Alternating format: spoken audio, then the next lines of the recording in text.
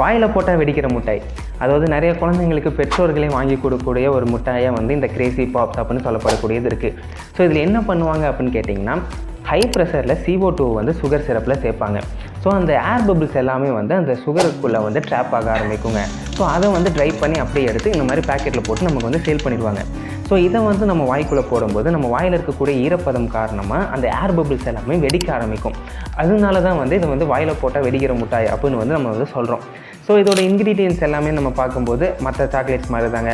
Sugar இருக்குது, maltose, corn syrup, CO2, இதுலேயும் artificial flavours, இந்த மாதிரி பல விஷயங்களை வந்து சேர்க்குறாங்க.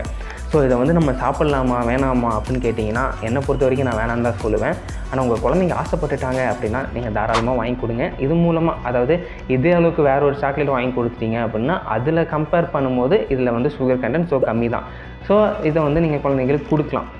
ஸோ இந்த இன்ஃபர்மேஷன் பிடிச்சா மறக்காம ஃபாலோ பண்ணி சப்ஸ்கிரைப் பண்ணிக்கோங்க.